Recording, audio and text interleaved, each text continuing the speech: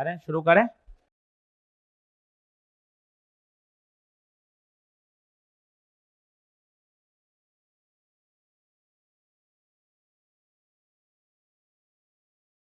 चलिए लिखें quick review. सभी लोग बोर्ड पे देखें, जल्दी से एक बार कॉन्सेप्ट रिवाइज कर रहे हैं। पहले एवरेज पावर का हर बच्चा फॉर्मूला बोलो। ERMS, एक और होता है, दोनों याद होने। कॉस फाई को क्या बोलते हैं? Power factor. कॉस फाई बोलो, R बाय। सब टिप्स पे चाहिए। टेन फाई कभी कभार काम आ जाता है, बोलो। XL minus XC by. इस XL माइनस XC को बोल देते हैं नेट रिएक्टेंस। कभी कभार वो नेट रिएक्टेंस पूछता है तो बच्चा परेशान हो जाता है, ये रिएक्टेंस क्या है? क्योंकि या तो इंडक्टिव रिएक्टेंस होगी या कैपेसिटिव रिएक्टेंस होगी। नेट रिएक्टेंस, और ये हमेशा सब्ट्रैक्ट होंगी। क्यों सर सब्ट्रैक्ट क्यों होती है, कोई बताएगा? क्योंकि इंडक्टर और कैपेसिटर दोनों एक दूसरे के अपोजिट फेज में होते हैं, अपोजिट। ये सब हमेशा याद होने चाहिए। कोई पूछे जेड बताओ, अंडर रूट ऑफ V बताओ, VR square plus DC, DC की फ्रीक्वेंसी 0। कुछ चुनमुन फॉर्मूले, चुनमुन मतलब ये चैप्टर की जान है, हर बारी लग जाता है। XL omega L, XC omega 2 pi F, IRMS I0 by root 2, VRMS पूरे सर्किट के लिए ओम्स लॉ, पूरे सर्किट के लिए V बराबर। ये सब ऐसी बातें हो जानी चाहिए कि आपके दिमाग में सेट हो जाए। 50-50 न्यूमेरिकल करके नीट के PYQ, JEE मेन के DPP तैयार किया जा सकता है। बहुत बड़ा रॉकेट साइंस नहीं है, आप समझो। करते हैं बच्चे और अपन भी करके आएंगे। छोटे छोटे चैप्टर हैं ये। मेरे हिसाब से सारी बातें आनी चाहिए एकदम टिप्स पे। रेजोनेंस शब्द आते ही बोलो क्या क्या याद आता है? सबसे पहले रेजोनेंस फ्रीक्वेंसी, फिर XL बराबर जेड क्या हो जाएगा? Minimum current, power maximum, phase difference. ये सब ऐसी बातें जो रेजोनेंस शब्द आते ही आपको चमकनी चाहिए। VL बराबर VC।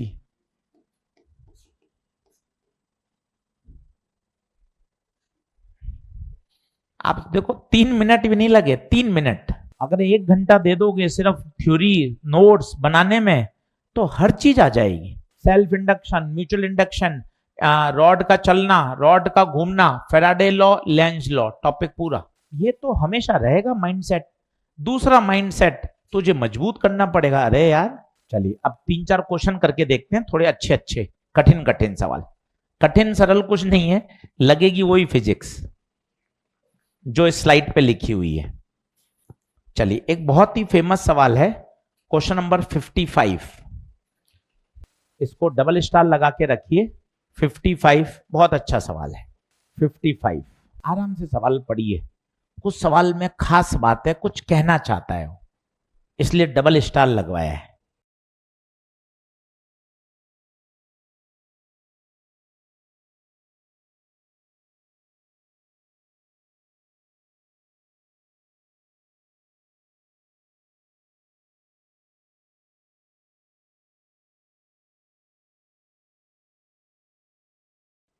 देखें, when DC voltage is applied to an inductor, a DC current of 5 ampere flow through it. यार ये डीसी वोल्टेज क्या होता है? बैटरी 100 वोल्ट, इंडक्टर ये देखिए a current of 5 ampere flow. अब इसमें होशियारी क्या है वो देखिए, जो आपको उस समय सोचनी चाहिए। इंडक्टर की कोई रुकावट बताएगा क्या होती है? Omega L. ओमेगा क्या होती है? 2 पाई एफ। डीसी की फ्रीक्वेंसी, अगर डीसी की फ्रीक्वेंसी 0 है तो एक्सएल, इसका मतलब ये तो कोई रुकावट ही नहीं करेगा। तो अगर मैं ओम्स लॉ लगाऊं तो V बराबर सीधा क्या लगा सकता हूं? इसका तो कोई रोल ही।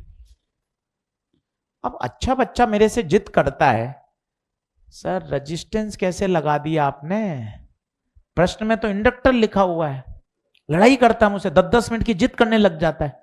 तो इसको मैं बताता हूं भाई मैं क्या करूं, अगर मैं नहीं लगाता, V बराबर लगा देता आई एक्सएल, एक्सएल तेरा 0 है, V 100 है, तो फिर करंट कैसे आ जाएगी? करंट तो दे रखी है, करंट कैसे निकालेगा? करंट तो कितनी आ जाएगी? 100/0, इन्फानाइट। इसका मतलब मुझे कॉमन सेंस से सोचना पड़ेगा कि सर्किट में क्या लगा हुआ है? रेजिस्टेंस। आप इस बात को समझिए। मैं मानता हूं कि क्वेश्चन गड़बड़ है, पर मैं सुप्रीम कोर्ट भी 2-3 बार गया, कुछ सुनवाई होती नहीं है, वो मना कर देते हैं कि अरे यार सब सही है। तो फिर क्या करूं?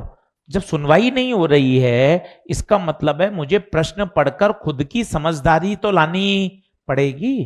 मैं कितनी बार चैलेंज करूं? 2 साल पहले इतने चैलेंज हुए, इतना रिजल्ट लेट होता हुआ, पर अंत में कुछ निकला ही नहीं। इसका मतलब फिर हमने जानना ही छोड़ दिया यार, कोई फायदा ही नहीं है। कॉमन सेंस डेवलप करना पड़ेगा बच्चों का कि अगर इंडक्टर ही होता तो फिर करंट कैसे आएगी, क्योंकि इंडक्टर की तो रुकावट कितनी है? 0। अब बताइए, अब लगाइए जेड कितना? √r² plus XL²। एक्सएल कितना है? तो जेड आर। ओम्स लो, V बराबर आई जेड। V कितना? 100, I 5, जेड आर, तो R कितना? 20। मतलब उसने जो पहली लाइन लिख दी थी, उस पहली लाइन का निष्कर्ष क्या निकला? R।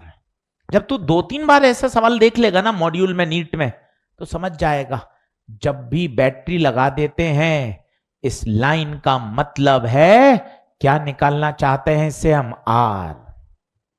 पहली बार तुझे समय लगा, अगली बार नहीं लगेगा, तो दिमाग तेज चलाएगा। अच्छा डीसी है, फ्रीक्वेंसी 0 है, एक्सेल तो खत्म हो जाएगा, आर बचेगा, ओम्स लॉ V बराबर आई आर, सीधा आर आ गया। एक बार तुझे समय देना पड़ेगा, दिमाग में बात ठोक कर बैठा नहीं पड़ेगी कि अच्छा जब भी डीसी वोल्टेज लगाते हैं तब तब ऐसा काम होता है। आर निकल के आ गया। अब अपन राजा है। अब कह रहा है now 200 volt peak value is connected. AC लगाया, पर भाई देखो 200 वोल्ट के आगे उसने क्या लिख दिया? पीक। तो अब तो मैं पीक ही लूंगा इसको। Peak voltage is applied. भाई थोड़ा टेम्परेचर बढ़ा दे यार।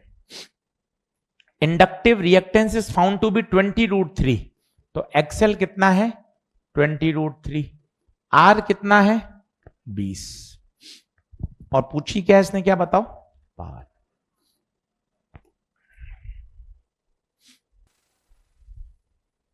सवाल अच्छा है ये, मतलब नीट में भी आया हुआ है। चलिए तो अब मुझे बताइए क्या आएगा? पावर चाहिए। पावर का फॉर्मूला क्या होता है बताइए? ये लगा दो ना छोटा वाला।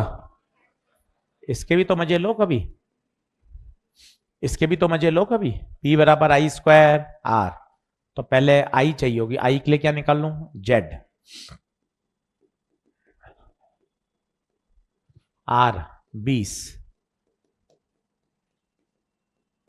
तो 20 400 1200 1600 40 आ रहा है Z। ओम्स लॉ लगा दो। V बराबर आई जेड। पीक है, पीक, पीक है तो पीक ही मिलेगा 200। पीक वैल्यू 5 आएगी भाई, पीक है तो पीक ही मिलेगा। तो आई आर एम एस क्या हो जाएगा, आई नॉट बाय।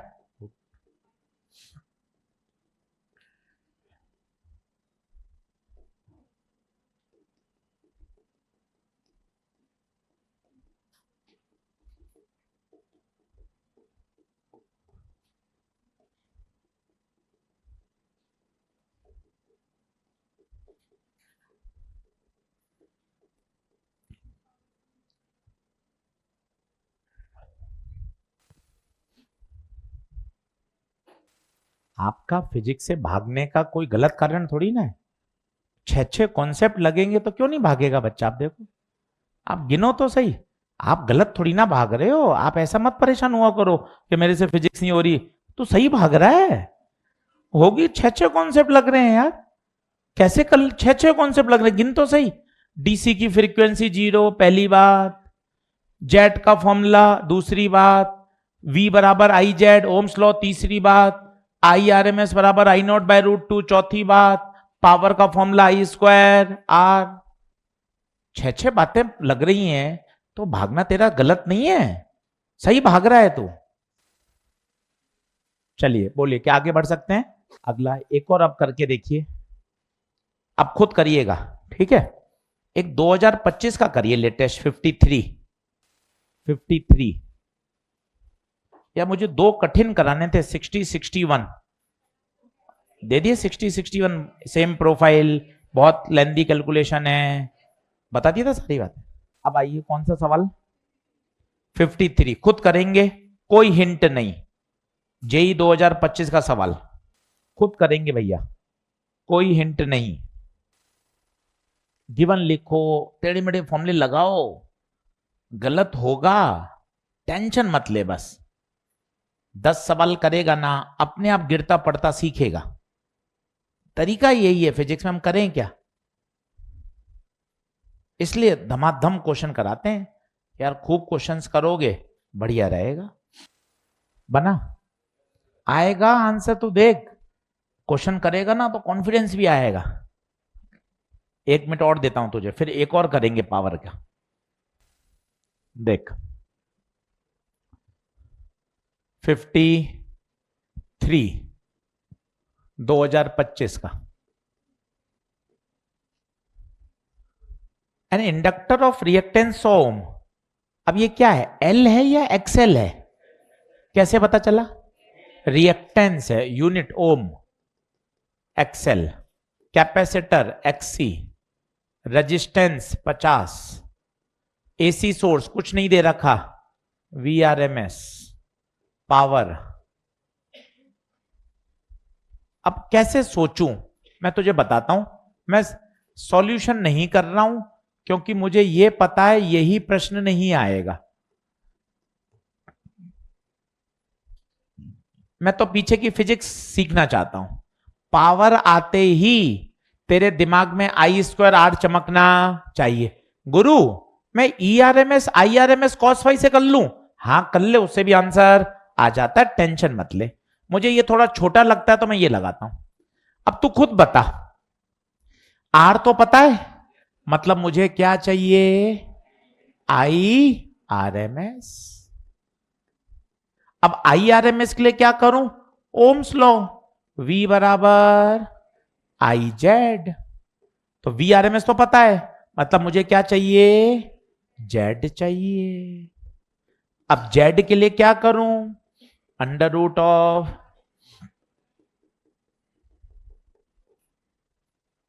मुझे तो क्या ये सिखाना अच्छा लगता है, ये फिजिक्स है। मैं सवाल का सॉल्यूशन कराऊंगा तो एक ही सवाल करा पाऊंगा, ये सिखाऊंगा बहुत बातें आप सीख पाओगे। पावर चाहिए आई स्क्वायर आर, आई पे अटका हाथ, आई कहां से लाऊं, ओम्स लॉ, ओम्स लॉ के लिए क्या चाहिए, जेड चाहिए। अब मुझे सब बातें पता है, आर पता है कितना 50, एक्सएल 100 माइनस 50, 50 50, तो जेड आ गया 50 रूट 2। अब ओम्स लॉ, V बराबर आई जेड, आई नहीं पता, जेड 50 रूट 2, तो I R M S 1/5√2 power I square R, 5 का स्क्वायर 25, √2 का 2, आर 50, 25 दूना 50, 1 वाट।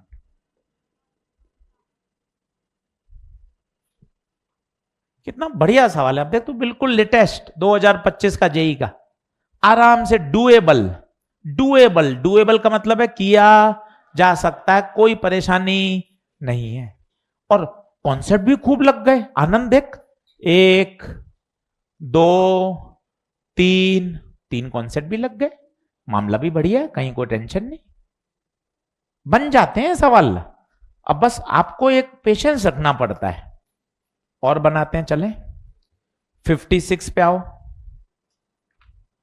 56 डबल स्टार लगाओ, ऐसे खूब सवाल आपको दिखेंगे। सर्किट डायग्राम बना लो 56 का। अब पता है पहला हिंट क्या लग रहा है? इंडक्टर का वोल्टेज और कैपेसिटर का वोल्टेज बराबर है। पहला पंच, VL बराबर, अरे भाई सर्किट रेजोनेंस। देख रीडिंग, देख कितनी बढ़िया लिखी हुई है। इंडक्टर पे भी 300 और कैपेसिटर पे भी 300। ये पहला हथौड़ा सर्किट रेजोनेंस में है, पहला हथौड़ा। रेजोनेंस आते ही तुझे याद है सर्किट का जेड कितना हो जाता है? आर। आर कितना है? 200। ओम्स लॉ लगा दे, V बराबर आई जेड। अब बता कितना आरएमएस वोल्टेज लगा रखा है नीचे? 110। आई आरएमएस पता नहीं, जेड जेड जेड नहीं होगा, रेजोनेंस के समय जेड आर हो जाता है। 3 बार बोल ले, काय की शर्म। उस दिन याद आ गया 3 मई को, बल्ले बल्ले हो जाएगी। 3 बार बोल लेना, शर्म काय की। रेजोनेंस के समय जेड आर हो जाता है, रेजोनेंस के समय सर्किट का इंफिडेंस आर हो जाता है। At resonance impedance of the circuit becomes minimum and it becomes equal to R। ले भाई, IRMS आ गया 11/20। और पूछा है रेजिस्टेंस पे जो वोल्ट मीटर लगा हुआ है उसकी रीडिंग बताओ। बताओ वो वाला वोल्ट मीटर क्या पड़ेगा? वो वाला वोल्ट मीटर क्या पड़ेगा? केवल I इंटू आर पड़ेगा। जिसके अक्रॉस लगा हुआ है तो वहां तो आर ही है। तो I बताओ कितना है? 11/20। आर कितना है? 200। तो उसकी रीडिंग कितनी आएगी? 110 वोल्ट। कौन सा वाला वोल्ट मीटर? जो कहां लगा हुआ है? रेजिस्टेंस पे। सर वहां पे आपने आई इंटू आर क्यों लगा दिया? क्योंकि रेजिस्टेंस के अक्रॉस लगा हुआ है, तो रेजिस्टेंस तो वही काम में लेंगे। बता और क्या पूछा है? कैपेसिटेंस वो निकाल सकते हो, रेजोनेंस है तो ओमेगा की जगह 1/√LC। ओमेगा क्या है? 2πf। अब F पता है, L पता है, क्या आ जाएगा? C।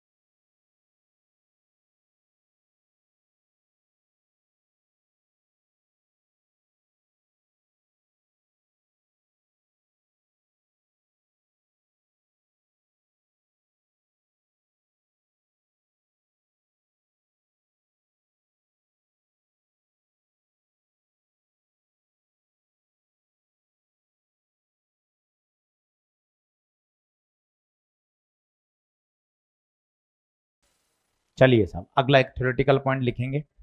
चलिए साहब अब ध्यान से देखिएगा सब लोग। सवाल ये है कि इंडक्टर और कैपेसिटर कितनी पावर डिसिपेट करते हैं। मजे की बात है इंडक्टर और कैपेसिटर दोनों के द्वारा जो एवरेज पावर डिसिपेटेड है वो कितना है, क्यों जीरो है वो बताते हैं, वो देखें ध्यान से। कारण आपके सामने लिखा हुआ है।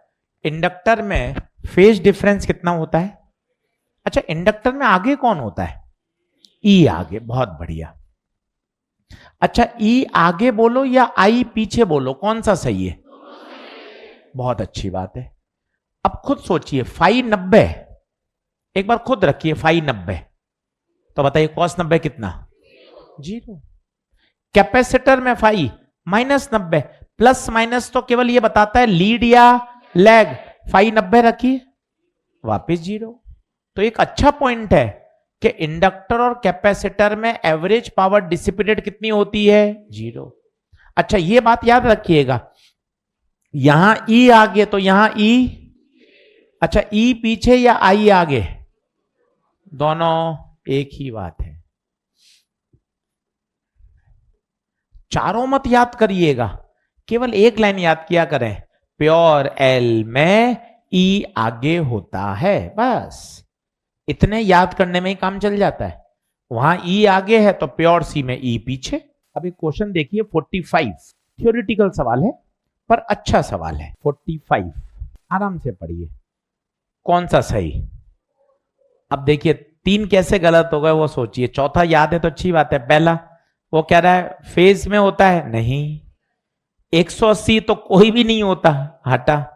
तीसरा 90 पर उसने करंट को लैग कर दिया, जबकि तो करंट तो लीड होता है। ये जानबूझ के ऐसे सवाल देने से इसलिए कर देते हैं ताकि आपको पता चले ये लीड लैग भी मुझे याद होना चाहिए। क्वेश्चन करते हैं तभी तो आइडिया लगता है तो अच्छा यार ये भी याद करना पड़ेगा। कैपेसिटर में ई पीछे तो आई आगे, तो करंट लीड करेगी, उसने करंट को क्या करा दिया, गलत हो गया। चौथा ऑप्शन बिल्कुल सही है, कैपेसिटर में जो एवरेज पावर डिसिपेटेड होती है वो कितनी होती है, जीरो। आगे बढ़ते हैं, ये सब लिख लिया क्या, देख लें अगला। ये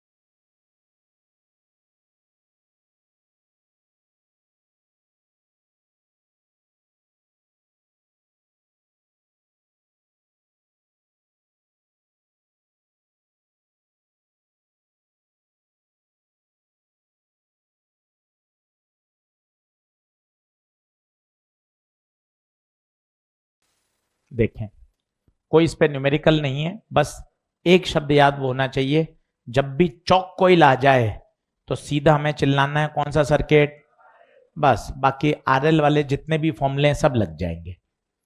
पर मुद्दा ये है कि सर ये है क्या, काम क्या आता है वो बताइए।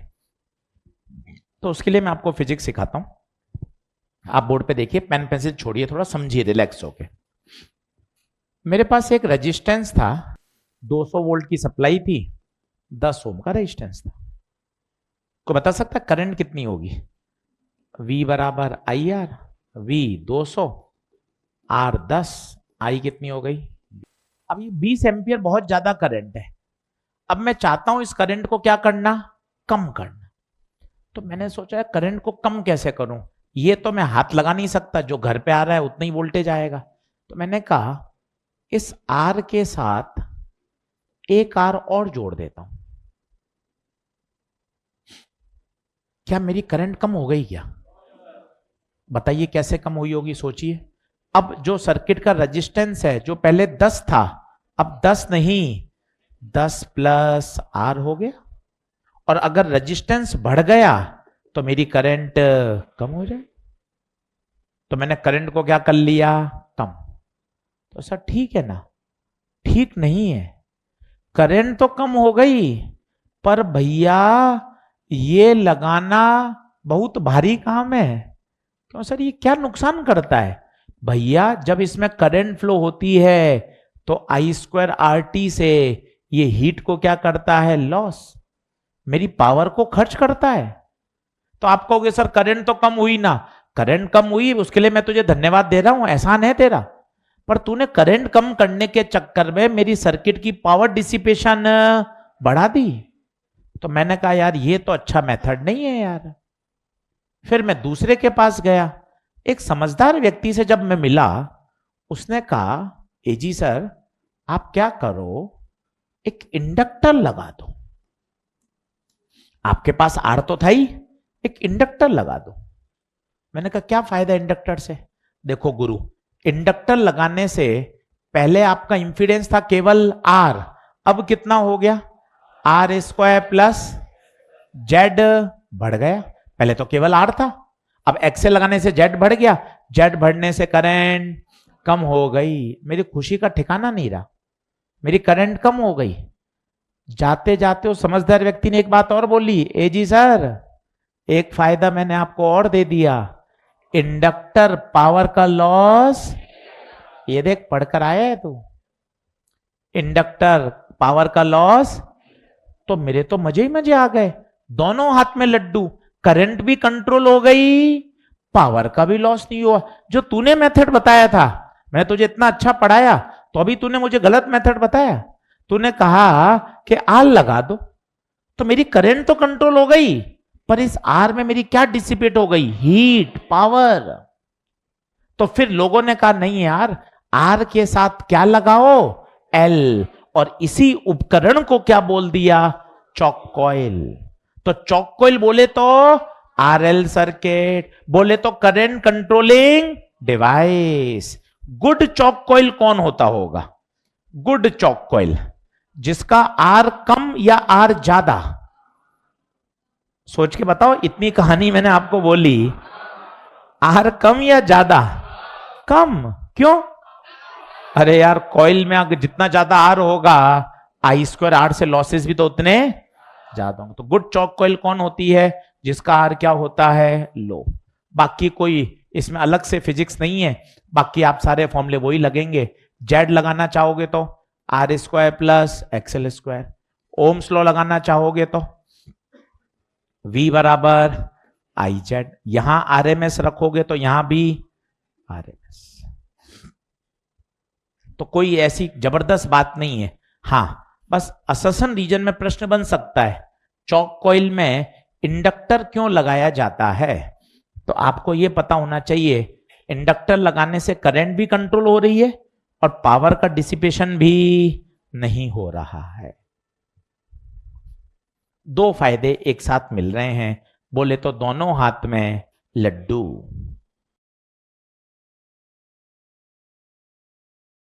आगे बढ़ते हैं, क्या चॉक कॉइल वाली बात समझ में आई? चलिए अगला कॉन्सेप्ट लिखिए।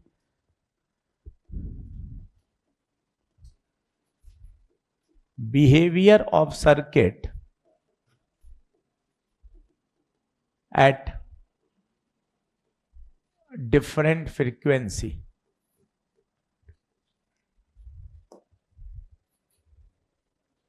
Behaviour of circuit at different frequency. चलिए अब ये भी बहुत अच्छा टॉपिक है, सभी लोग बोर्ड पे समझना, उसके बाद नोट करना। पेन पेंसिल छोड़ दीजिए, बोर्ड पे देखिए। बताइए ये ग्राफ मैं किसके बीच में खींच रहा हूं? बोलो, कोशिश करो। एक्सएल वर्सेस एफ, तो कैसा आएगा? एक बार सोचते हैं। एक्सएल बराबर ओमेगा एल, ओमेगा की जगह 2 पाई एफ। तो बता XL is directly proportional to, कैसा आएगा बता? स्टेट। कोई टेंशन नहीं, अपने आप में परीक्षा का एक सवाल। ओके गुरु, एक्सी का बता, एक्सी का बता। एक्सी बराबर 1/ओमेगा, ओमेगा की जगह 2πf। तो एक्सी फ्रीक्वेंसी के सर ये तो आपने सिखा रखा है बिल्कुल, मैं आज एक नई बात सिखा रहा हूं वो देखना। अब मैंने क्या किया, इन दोनों ग्राफ को एक साथ प्लॉट कर दिया। ठीक है सर, ईमानदारी से बताइए ये क्या हुआ ये? अरे सर कट हुआ है, इसमें क्या है? कट होने का मतलब है यहां दोनों की वैल्यू बराबर है।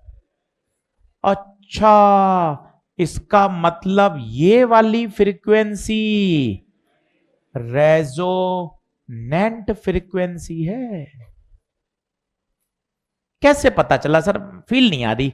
आप खुद देखिए ना, ये दोनों ग्राफ एक पॉइंट पर कट गए, दोनों कटने का मतलब यही है कि दोनों की वैल्यू सेम हो गई, तो तुरंत आपके भेजे में घुसना चाहिए। एक्सएल बराबर एक्सी है, इसका मतलब सर्किट किस में है? रेजोनेंस में है।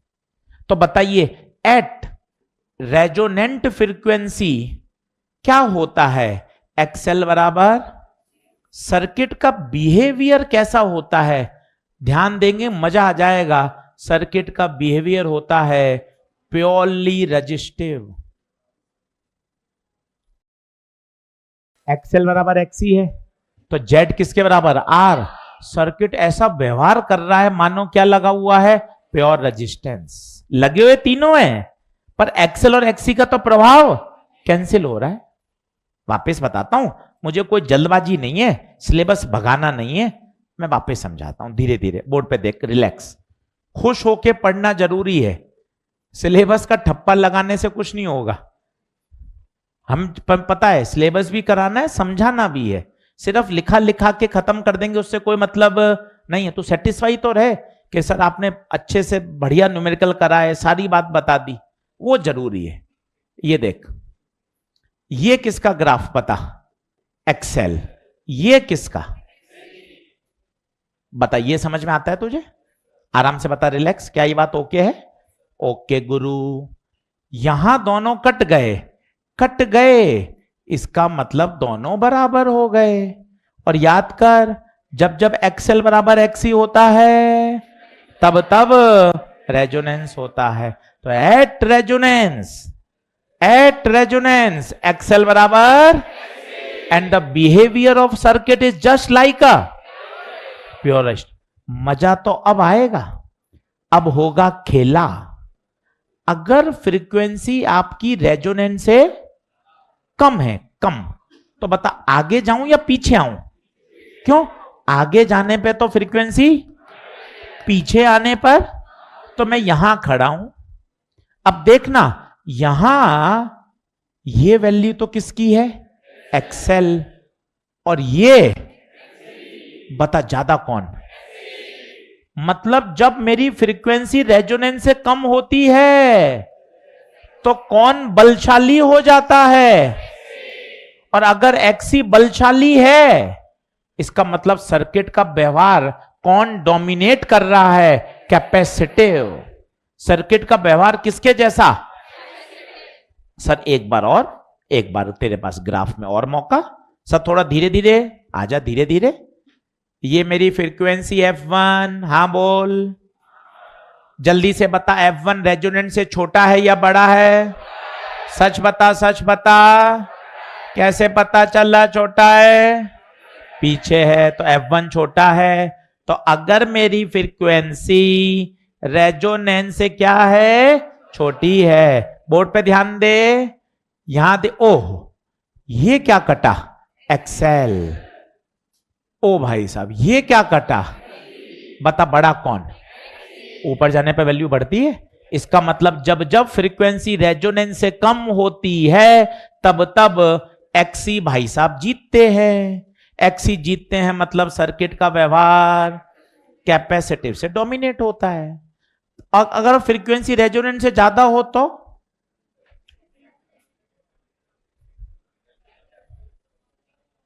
अब काम आएगा ये। बोल सुनते ना, हमें ही दिया है, सभी जानवरों में सिर्फ हमारे पास ही है, बाकी किसी के पास नहीं है, तो इसका उपयोग भी तो किया करो। ऐसे आ जाते हो बैग लेके, इसका उपयोग भी तो करो। कैसे सर, उपयोग कैसे करें? जब तूने यहां देख लिया रजिस्टिव, यहां देख लिया कैपेसिटिव, तुक्का मार, इंडक्टिव, यहां बराबर हो गया, कैपेसिटर जीत गया, तो अब कौन जीतेगा? इसे बोलते हैं सिमेट्री। इसका यूज करना, इसका यूज करना। अब तूने हर चीज तो घुस घुस के थोड़ा ना करेगा उसमें। तूने देख लिया, अरे यार एक बार रजिस्टर जीत गया, एक बार कैपेसिटिव जीत गया, अब कौन जीतेगा? इंडक्टिव। एक बार दोनों बराबर हो गए, एक बार एक्सी बड़ा हो गया, तो अब कौन बड़ा होगा? एक्सएल। ये सिमेट्री होती है। जैसे मैं कैसे याद किया, प्योर आर में 7 प्योर एल में ई आगे। अब मैं प्योर सी में खुद ही लिखता हूं ना, क्या लिखता है? यहां ई आगे तो वहां ई, ये सिमेट्री कहलाती है। इसका उपयोग करना चाहिए। समझ समझ के ऐसे बातें याद करी जाती हैं। प्योर एल में ई आगे तो यहां ई पीछे, फिर सोचा अच्छा ई आगे तो आई पीछे, अच्छा ई पीछे तो आई आगे, यहां साथ साथ। 1 मिनट भी नहीं लगा, याद हो गया। अब तू प्रयास ही नहीं करेगा, ये तो गलत बात है, ये तो गलत बात है। तू सोचे बिना लिखे बिना पढ़े ही मेरा काम हो जाए, वो तो कभी संभव नहीं होगा। लगाना तो सवाल पड़ेगा भाई। चलो सर एक बार समझा ही दो। अगर फ्रीक्वेंसी ज्यादा है तो खुद देख, मैं यहां खड़ा हूं तो खुद देखना, लाइन खींच, टक टक टक टक टक टक, यहां कौन रह गया? एक्सी। यहां तो बता बड़ा कौन? एक्सएल बड़ा। और अगर एक्सएल बड़ा तो सर्किट का व्यवहार कैसा? इंडक्टिव। लिख ले भाई, काफी बार पूछा गया है ये सवाल। मेरे हिसाब से रटने की जरूरत नहीं है, एग्जाम में ऑन द स्पॉट सोच सकते हैं कौन बड़ा कौन छोटा। ऑनलाइन वाले बच्चे बताओ भैया, बात आई क्या समझ में? रेजोनेंस के समय एक्सएल और एक्सी बराबर, प्योर रजिस्टिव। अगर रेजोनेंस से कम फ्रीक्वेंसी होगी तो डोमिनेट एक्सी करेगा। करूं स्लाइड चेंज करूं क्या भाई? चलिए अगला क्वेश्चन करिए। 50 हो गया था क्या? 50 देखो तो, 50 करो। अब ये वो बच्चा कर सकता है जिसने डेरिवेशन किया हो। आपको याद हो, सामान्यतः बच्चों को याद होता है cos फाई बराबर R बाई जेड, पर एक और फॉर्मूला था अगर आप ध्यान दें तो, ये पॉपुलर है R बाई जेड। बच्चा इसी में उलझा रहता है। नीट वाला क्वेश्चन खेल गया, नीट PYQ है। एक फॉर्मूला मैंने आपको और बताया था और बाकायदा डिराइव करके दिखाया था, VR बटे V। पन्ना पलट के देख लो आप। पता है सवाल करते करने से कितना दिमाग खुलता है। अच्छा यार R बाई जेड नहीं यार, VR बाई V। और V याद है तुझे? V का फॉर्मूला याद है? Under root of VR square plus VL minus VC का होल स्क्वायर। 10 फाइव से भी कर सकते हैं, उससे वो भी सही, एक ही बात है। आप बताइए वैल्यू दे रखी है क्या सारी? कितना VR बताओ? VR 60, 80, VL 100, VC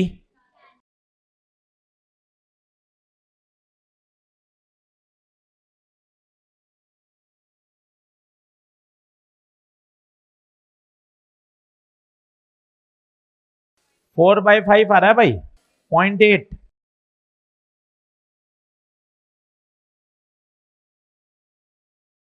यही आ रहा है क्या? इसी के पास देखो आप, क्वेश्चन नंबर 59, दोनों नीट PYQ हैं ये, पर 59 में क्या लगाना है? 59 में क्या लगाना है? R by Z. हाँ दोनों करा दिया, अच्छी बात है, पर दोनों पे ये बात लिख लेना जरूर। दोनों नीट के PYQ हैं, 50 और 59, दोनों के पास कमेंट लिख लें। एक में लगाना है R बाई जेड और एक में लगाना है VR बाई V। ये सीखना है। चलिए अगले टर्न पे चैप्टर खत्म हो जाएगा, 10-15 मिनट का बचा है, पर मैं 1 घंटा और न्यूमेरिकल कराऊंगा। एकदम अच्छे से अपन एसी खत्म करेंगे, फिर मैं शुरू करूंगा EMW। छोटा चैप्टर, 2 लेक्चर का चैप्टर है बस, और 2 लेक्चर में 2 सवाल आपके तैयार हो जाते हैं, और इलेक्ट्रोस्टैटिक पे आएंगे फिर। चलिए धन्यवाद, कल पेपर के लिए ऑल द बेस्ट है भैया।